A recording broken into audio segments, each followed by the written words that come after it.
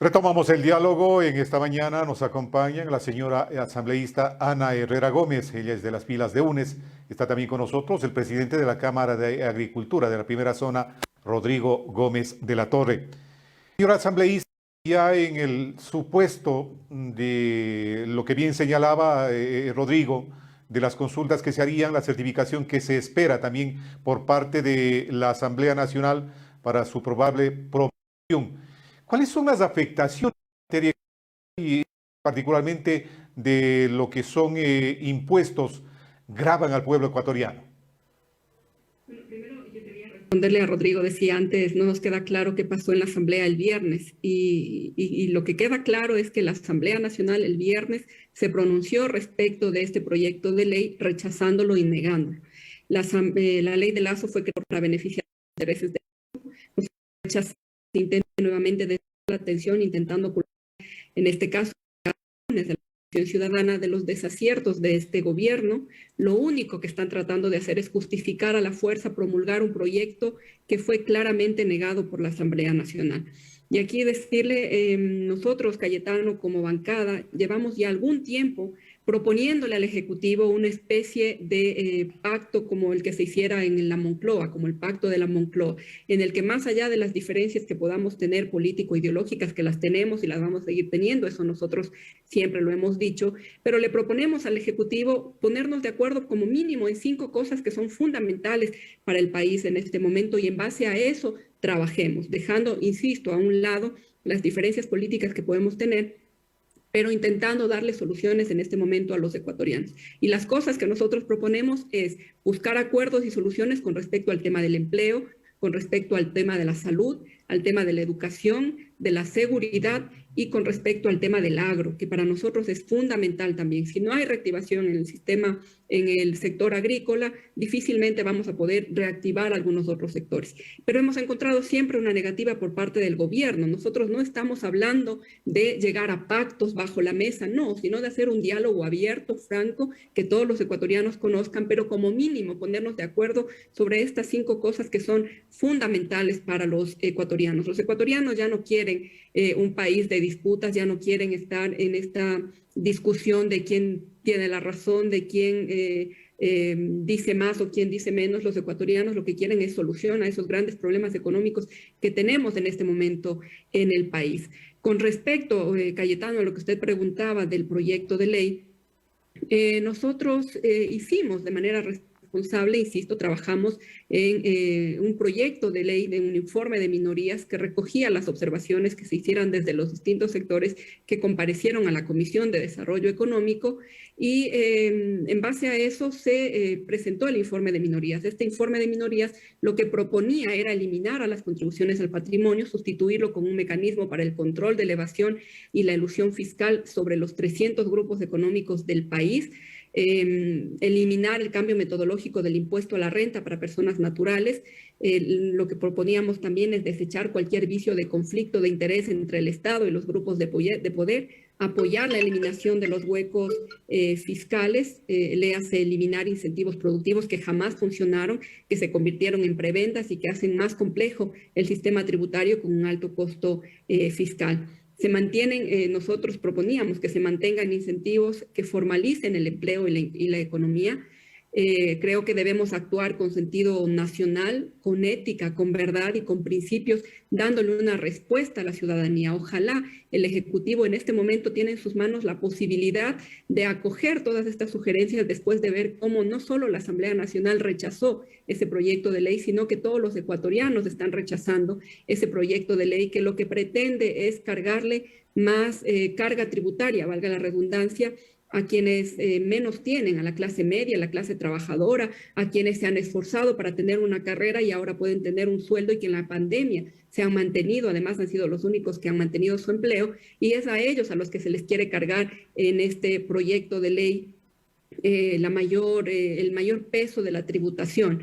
Entonces, para nosotros sí es importantísimo que los ecuatorianos entiendan de qué se trata este proyecto de ley y las opciones que se le dieron también al Ejecutivo para que esto no sea aplicado y que se puedan buscar otros métodos y otras formas digamos, de poder ir recibiendo algunos ingresos o de poder de alguna manera, no sé, mejorar, digamos, y perfeccionar la recaudación en el país, pero sin que esto afecte a la clase media del Ecuador, que sea el 3%, ese 1% más rico del país, quien más aporte en este momento en el país. Ahora, Rodrigo, los pactos políticos están muy bien y uno de esos grandes ejemplos los ponía también Anita, el pacto de la Moncloa, por ejemplo, en España. Pero aquí hay un pacto más grande y que ha permitido a doña Angela Merkel estar por más de 15 años en el poder en Alemania. Estos tipos de acuerdos políticos deben ser sobre la mesa a la luz pública y que todos, en este caso los ecuatorianos, lo entendamos y hacia dónde vamos a caminar. Completamente de acuerdo. Yo creo que, de hecho, a ver, la política es el arte no de esconder las cosas, sino el arte de debatir las cosas. Hemos manchado el nombre de la palabra política y tal vez Cayetano me lo has escuchado alguna vez, pero yo creo que hay tres elementos fundamentales dentro de lo que el ciudadano entiende ahorita o ve como política. La política como tal, la capacidad de los ciudadanos de juntarse para llegar a acuerdos en donde los que piensan distinto también tienen que estar parte. Porque si solamente uno piensa es porque la cosa no va bien. Entre los que pensamos distinto, buscar soluciones equilibradas para el beneficio de las grandes mayorías. Eso es política. Luego hemos visto el oportunismo político. ¿Cómo me agarro de un puesto para ver qué gano y algo tengo un buen disco? Que esa es la parte más grave, porque es parte de la politiquería que hemos estado peleándola por años. Pues yo sí creo que el diálogo político abierto, público, es necesario. Sí, habrá cosas que de pronto haya que manejarlas con más tino en un determinado momento, definitivamente. Pero lo que ha sucedido en la Asamblea, y ahorita estaba leyendo, me llega esto, y esto es un tuit de María Isabel Salvador, quien fue ministra de Turismo y estuvo en el tema de Galápagos, fue parte del gobierno del expresidente que está en Bélgica ahora. Inexplicable, inentendible. ¿Qué está pasando? No se explica por ningún lado. ¿Cuál es la estrategia? Y si hubo una, ¿le salió mal? Creo que hasta aquí nomás llego yo, porque ¿cómo construir el progresismo de los que supuestamente lo impulsan? ¿Cómo construir el progresismo? Si los que supuestamente lo impulsan votan contra sí mismos. Esta es una visión de alguien de esa misma tendencia. Entonces, como digo, yo creo que hay que buscar soluciones al país, más allá de este proyecto de ley o de otro proyecto de ley. Tenemos una situación laboral gravísima, con todo el respeto, tenemos un código completamente desbalanceado. La gente necesita trabajar y la gente está buscando empleos y muchos empleadores están dando empleo con el riesgo jurídico que implica dentro de la informalidad, porque es la realidad. La realidad ya superó la ficción de las normas laborales implementadas en el año 38, hace un par de décadas. El mundo ha cambiado, las formas de trabajar han cambiado. De hecho, las mismas dinámicas nuevas de la tecnología nos llevan a tener otros mecanismos. Y necesitamos solucionar un problema de empleo que no lo estamos aceptando en la magnitud que es, en donde el empleador, grande, mediano, pequeño, de una forma u otra está buscando mecanismos reales de tecnificación para evitarse la contratación y contratar a través de facturas.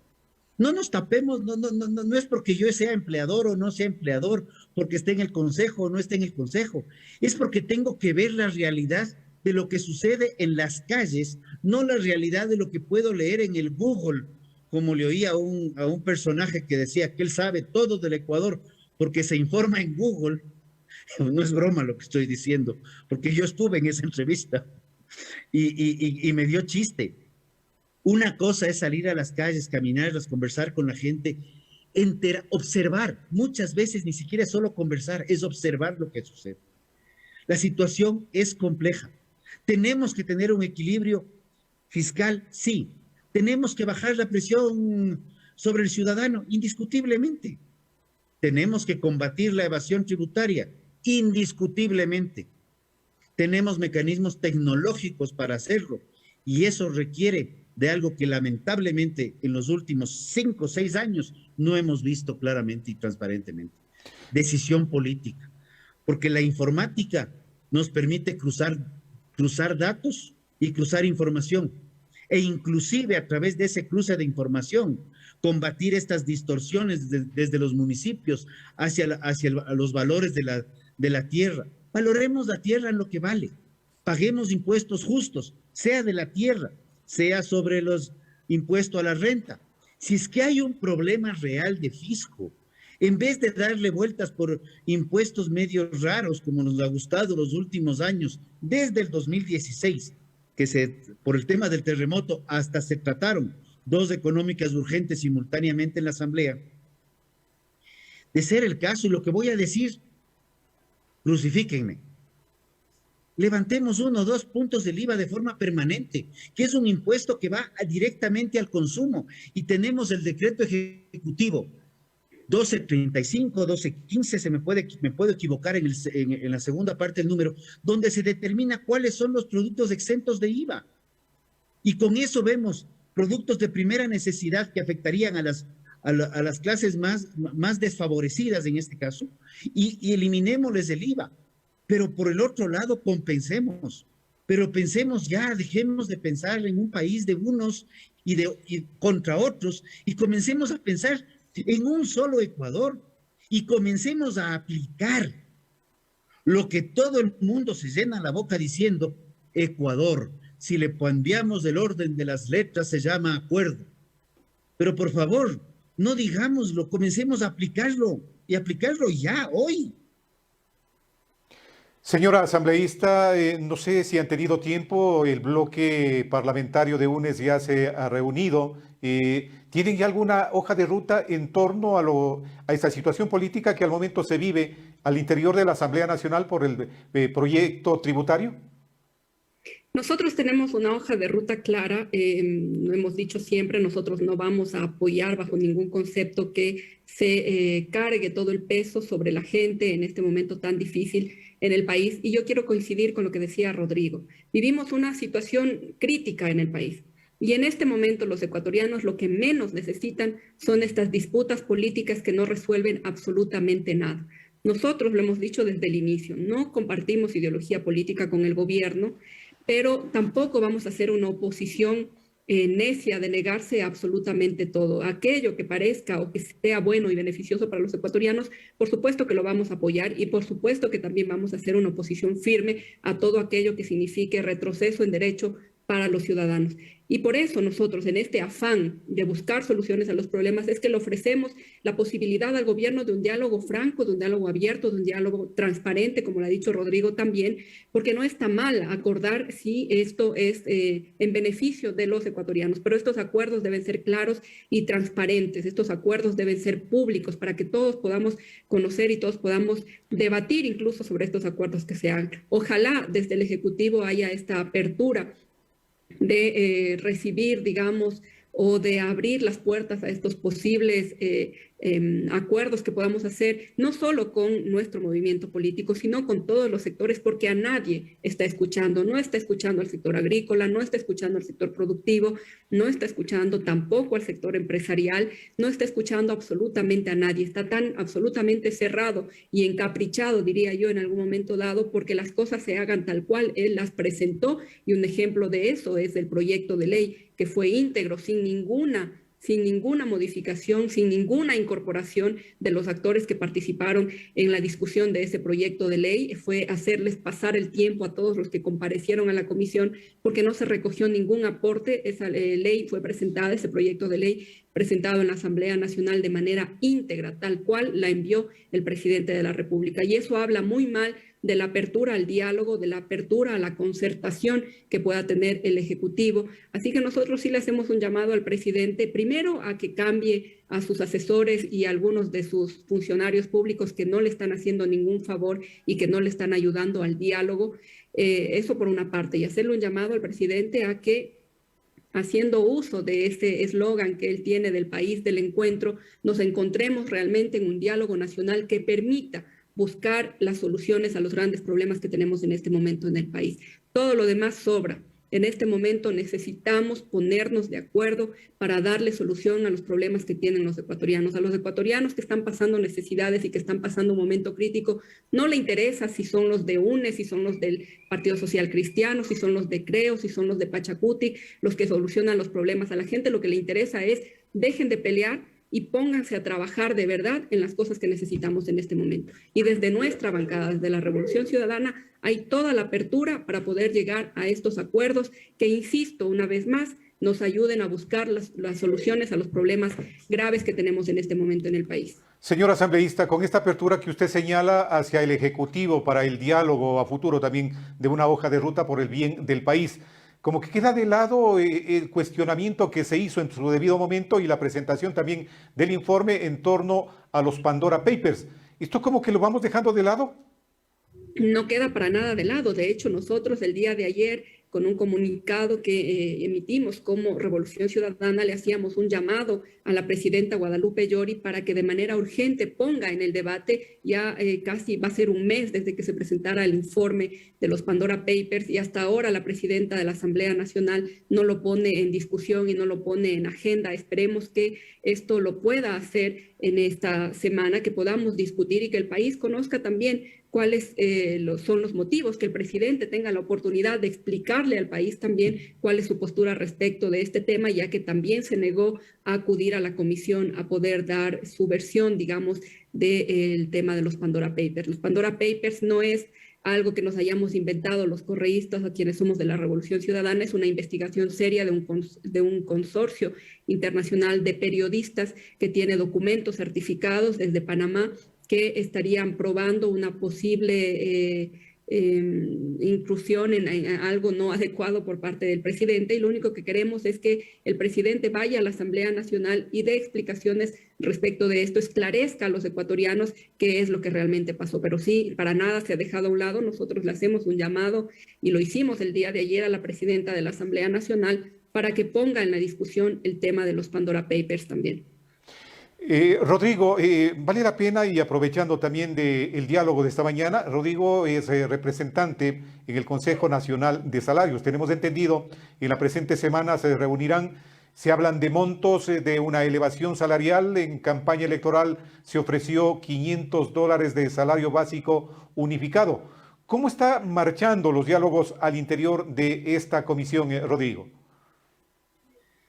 A ver, quiero comenzar con una parte, con todo el aprecio, Anita.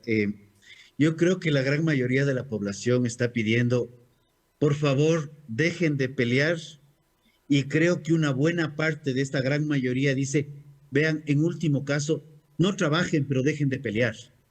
O sea, porque hay un daño, o sea, ya es un tema que está trascendiendo más allá de lo otro. Con respecto al tema salarios, existe un compromiso presidencial de segunda vuelta, que fue el tema de la elevación salarial. También hay un compromiso presidencial de una reforma o una ley paralela al Código del Trabajo, en donde no se buscaba, y de hecho quiero ser enfático en esto, de no se busca menoscabar derechos, sino cuando tú tienes un 30% de empleo pleno en el país y puedes abrir espacios con una norma mucho más flexible, mucho más acorde al siglo XXI, a la nueva realidad mundial, pues abrir esos espacios, y en donde también se reconozca que muchas veces los ecuatorianos estamos perdiendo empleo por falta de productividad, y es donde están ingresando a trabajar peruanos, colombianos, venezolanos, porque están compensando una productividad que los ecuatorianos no estamos teniendo. Entonces sí se requiere que el código se actualice por lo menos a finales del siglo XX, si no quieren reconocer al siglo XXI. El código es absolutamente caduco, y las reformas que ha tenido el código han sido con la misma visión caduca del siglo, de finales del siglo XIX, cuando se evidenciaron los problemas. Actualmente necesitamos un cambio de ley. En el Consejo se han dado... hay usualmente 3 posiciones. El gobierno no nos ha planteado una posición al momento, nos ha recordado el compromiso presidencial. El sector, la ley laboral determina, el Código del Trabajo determina que lo que es ideal es que nos pongamos de acuerdo entre trabajadores y empleadores. De no ponernos de acuerdo, que se aplique el artículo 118 del Código del Trabajo, que es la inflación proyectada. Esto es, más o menos de términos de números, $5.12. También el año pasado se implementó una fórmula para la variación del salario, y esto quiero ser enfático, la ley determina variación del salario. Si bien nunca se ha reducido el salario, como las matemáticas y la técnica jurídica lo ha determinado, es un tema de respeto, pero la norma dice variación. Esta fórmula hemos imaginado de forma evidenciando las cifras, hemos puesto la fórmula, hemos aplicado la fórmula con datos del Ministerio de Economía y Finanzas, Banco Central, INEC, y ante la falta de unas variables, un estudio de la Organización Internacional de la OIT, pues el número que nos determina es un número de $3, $3 lo que dice la fórmula, $5 lo que determina el artículo 118 del Código del Trabajo. Sin embargo, el día 30 nos vamos a juntar, nos vamos a reunir y con ánimo de buscar un acuerdo. Los acuerdos a veces no son perfectos, porque en el acuerdo, el mejor acuerdo es donde todas las partes tienen que ceder. Pero veamos qué pasa el 30, confiemos que se llegue a un acuerdo, porque los acuerdos llegarán, darán mejores días, no solamente a los trabajadores, no solamente a los empleadores, sino a ese más de 5.700.000 ecuatorianos que no está discutiendo empleo, no está discutiendo salarios, porque no tiene empleo. Allá atacar el problema. Y a eso se va a requerir una reforma real del código, y esa reforma del código, en gran medida, ya está sustentada en acuerdos entre trabajadores y empleadores realizados del año 2019 y 2020. Yo creo que ya el camino está en gran medida allanado y hay responsabilidad de la Asamblea y como lo he dicho públicamente, donde el asambleísta, como se llame, cuando vote en conciencia pensando en el futuro del Ecuador y no pensando en tú no me van a quedar viendo mañana porque yo quiero irme de candidato a la alcaldía o a la concejalía o a la prefectura, que ya estamos viendo algunos. Y no es un tema en contra de ningún partido o movimiento político. Quienes se metieron de asambleístas, pues se metieron con una responsabilidad hacia sus votantes por 4 años, pensando en legislar hacia el futuro, no solamente para la coyuntura.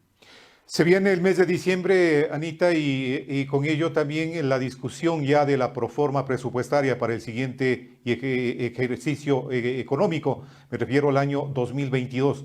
En torno al tratamiento de esta proforma presentada por parte del Gobierno Nacional, ¿hay observaciones por parte de ustedes? ¿En qué consisten estas?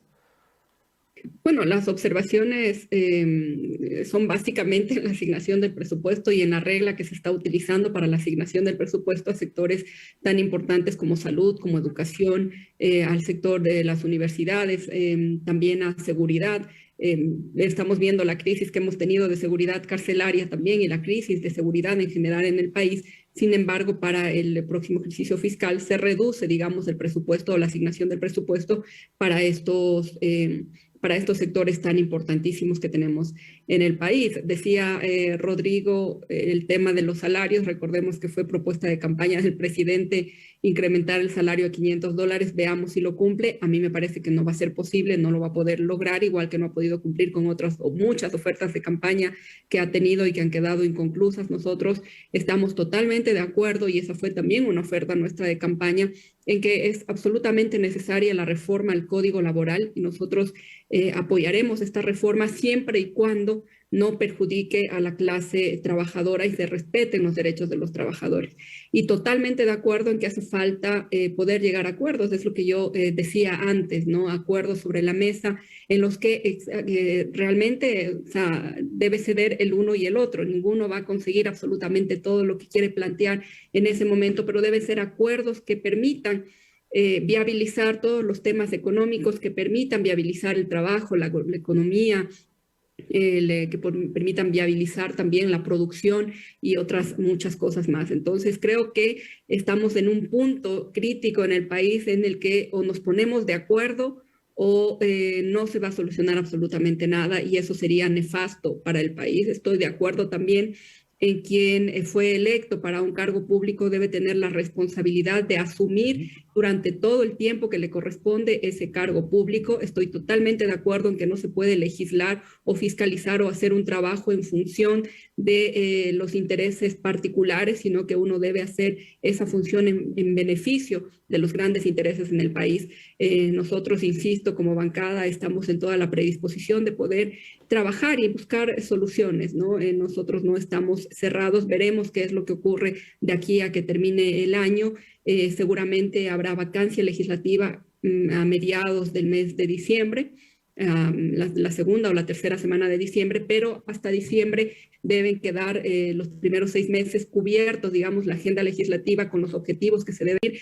Estas semanas, 2 semanas muy fuertes, la semana anterior tuvimos pleno todos los días, estamos trabajando en las comisiones, hay muchos proyectos de ley en las comisiones que deben ser tratados y que deben ser resueltos antes de la vacancia legislativa, por lo cual tendremos en la Asamblea Nacional unas semanas bastante activas, digamos, de alguna manera, y por supuesto hay que ir dando soluciones, hay que ir dando trámite a todos estos proyectos de ley, incluyendo también estos temas que son de interés prioritario, como el tema de los presupuestos, como el tema del proyecto de ley y algunos otros proyectos de ley que también están en tratamiento y que deben ser tratados antes de la vacancia legislativa.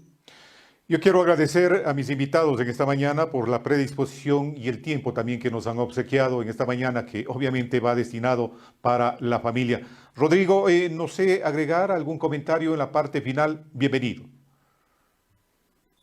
Simplemente estamos cerrando un año complejo.